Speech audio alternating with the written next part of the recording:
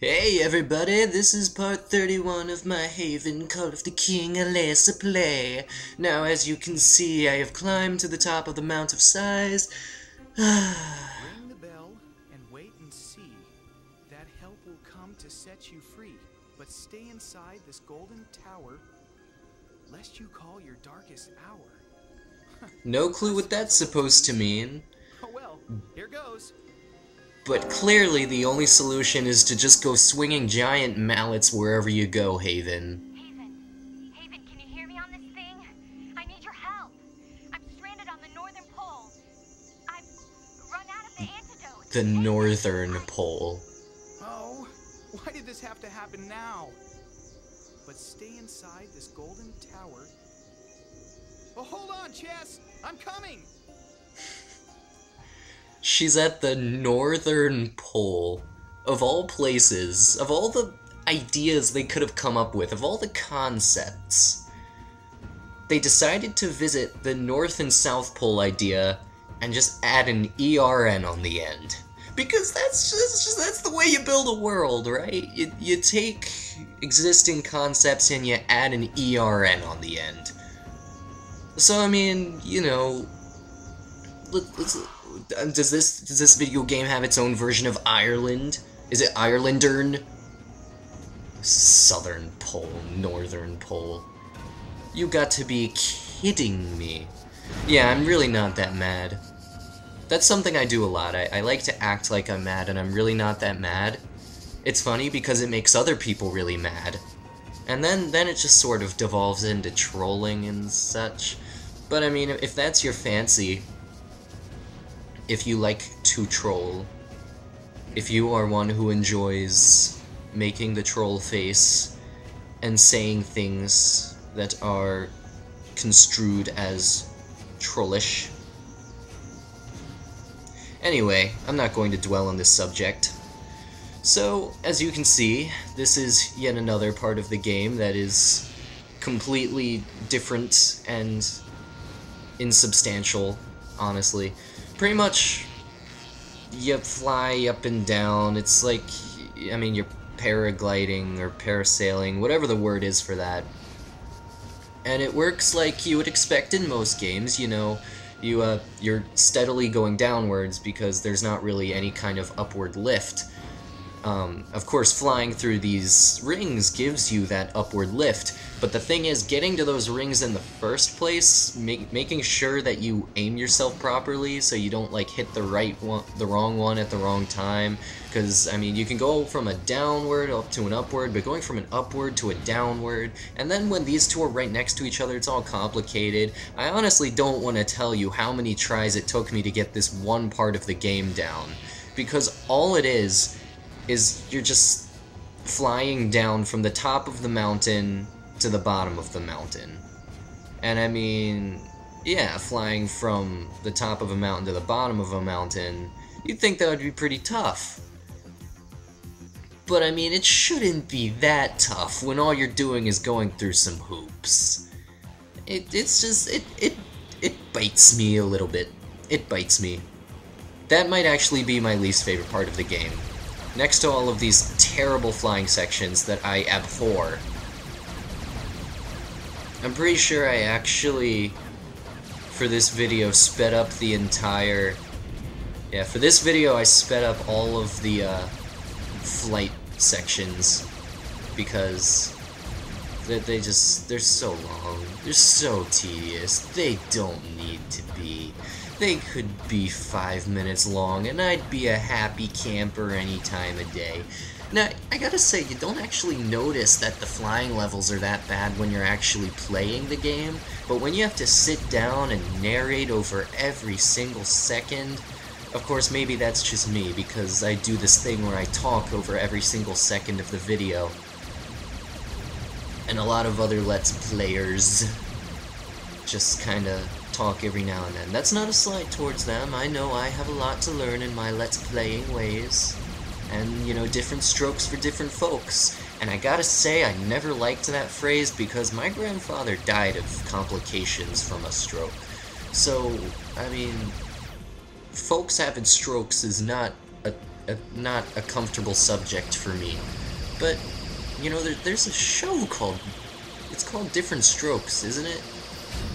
Let me examine this. It's not like I need to pay attention to the video anyways, because I mean, I'm just flying, and I'm just shooting, and I'm just dying.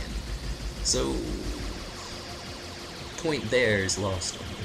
Let's see, Different Strokes. Oh, there it is, second option. Oh, I see, it's Different Strokes. It's not Different Strokes, it's Different Strokes. That's honestly really catching me off guard. Did they put an apostrophe there? Now, this is really surprising, and actually seems pretty racist.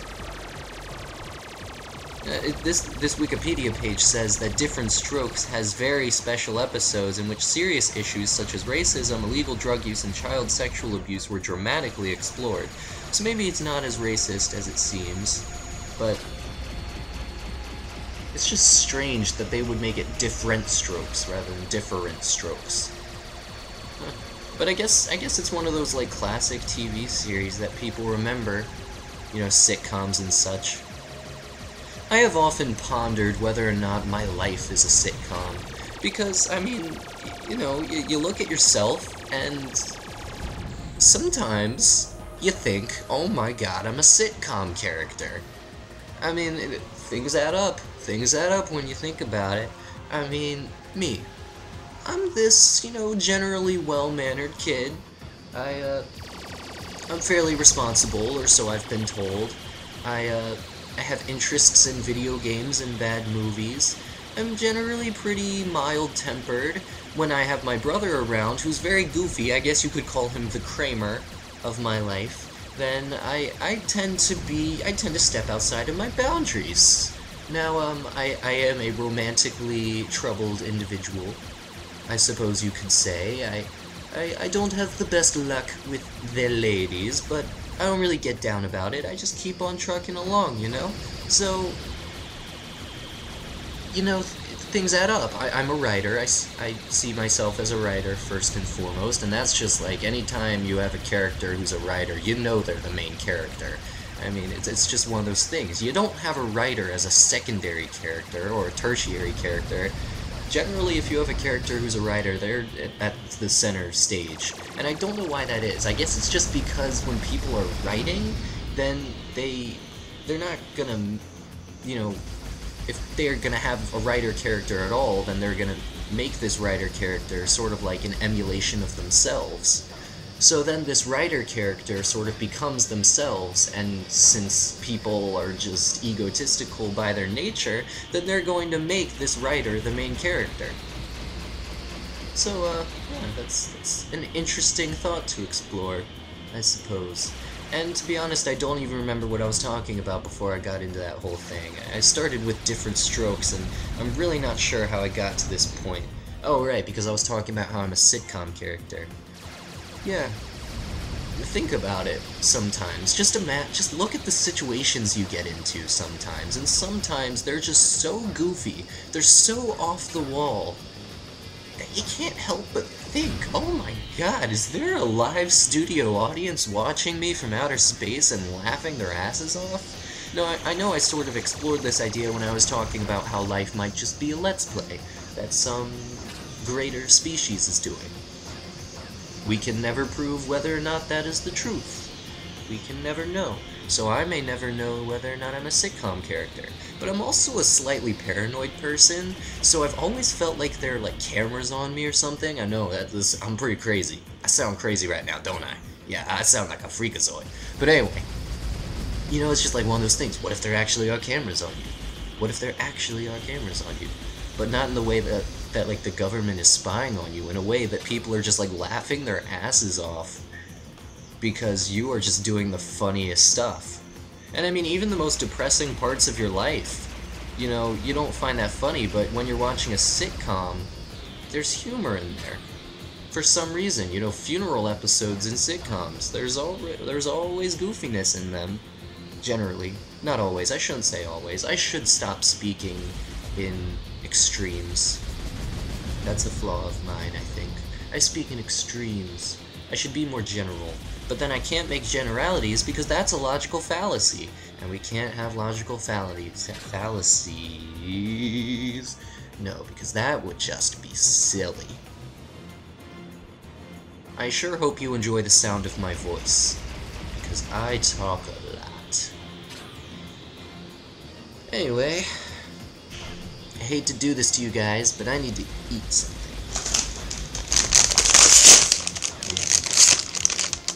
If you hear that opening, that is a crisp bag of dill pickle Lays in their new, bigger size. This bag expires on October 9th. Good thing it's October 10th? Because I'm in the future? Maybe? Possibly? I don't know, I guess I'll find out if I die.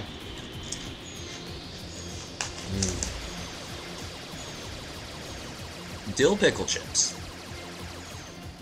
Let me go off right now and say this. On the record. Dill pickle chips are my religion. They might as well be. Because they are godly. They're like things that man was not meant to experience. It's like, if you're eating a dill pickle chip, you feel like you should be going blind. You feel like you should go deaf from eating a dill pickle chip. Because it's just that effervescent. It's that enlightening. It raises you to a new plateau of existence when you just bite into it and you enjoy all the savory, succulent spices that go into making it so delicious. All the oils coating the potato. Let's see what all of these ingredients are. Ingredients: potatoes, vegetable oil, sunflowers, corn and or canola oil, dill pickle seasoning, maltodextrin made from corn, natural flavor, salt, vinegar, garlic powder, yeast extract, and spice extracts, including dill. I can't see why they would have the dill spice in dill pickle chips. That just seems silly to me.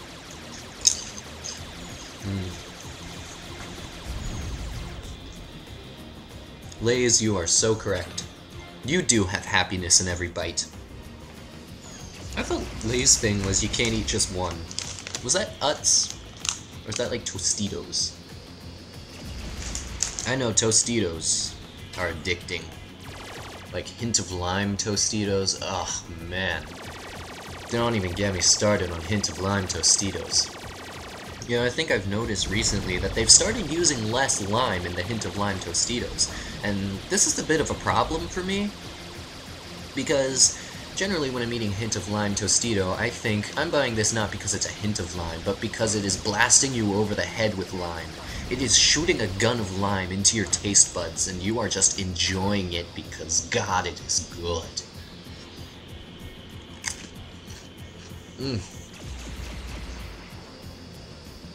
But what would potato chips be without something to wash them down? Yes, indeed, I have a beverage with me. Would anybody care to guess what that beverage is? Start guessing, folks. Guessing. Keep guessing, guessing, guessing. Take a poll. We're gonna see what's the correct answer. It's not like I'm actually gonna be able to tell you who was right and who was wrong. You know, I could only do that retroactively, and that's just something that is impossible, as cool as it might be. But here we go. It's chocolate milk! Yeah, you might not have expected that much, huh? You might have expected, ooh, he's gonna drink some Coke, ooh, he's gonna drink some, I don't know, Gatorade, some water, I don't know, just something, you know, something more beveragey than chocolate milk, but no. Chocolate milk, and let me tell you why. Chocolate milk is great. Chocolate milk, strawberry milk, they're awesome. You know, I feel like people judge people who drink chocolate and strawberry milk, but it's good, man. Chocolate and strawberry milk, it's good. It builds your bones. It tastes good. Okay? If you're a person who doesn't drink caffeine, chocolate milk, that's like the bomb. It's like, this is a bomb in my mouth. It's like the dill pickle is like a religious experience in my mouth, followed by a bomb of chocolate or strawberry. Currently it's chocolate, and I gotta say, it's a pretty good mixture. Oh yeah, Chess is like dead. Not really dead. I don't even know how she got here. I don't know how she got to this place. What has she been doing the entire game? What's her point? What's her purpose? Haven, I knew you'd come. I can't leave you for 2 seconds, can I? Wow, where did you get this ship? Well, it's a long Hell. story. Hey, That's something that I found a like to mountain in my do. dream. I like to, What? whenever Where is people it? ask a A long way question from that here. starts with But I where, was so it's there, like, and I rang where's the the bell. bathroom? What I like to answer with Well, hell. It just adds so much nothing. tension Oh, to Haven. any situation. It's okay.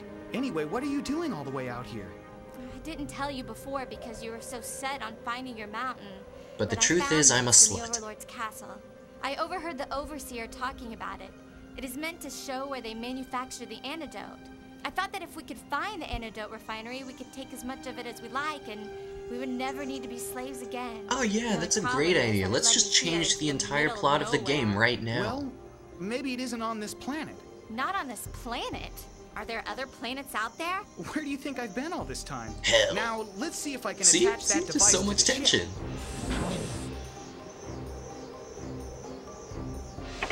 There you go. Seems to be indicating a planet very near to the sun. I need to go back to the Mount of Size, but when help arrives, we can go and investigate. No, Haven, we need to go now. We need more Bitches be antidote and then bitches. we're free. Uh-oh. Well, let's get out of here. Anyway, You drive, and I'll guys, try to keep we're you at getting bay. close to the Just end. head Just a few straight more out. videos. Check it later. See you guys.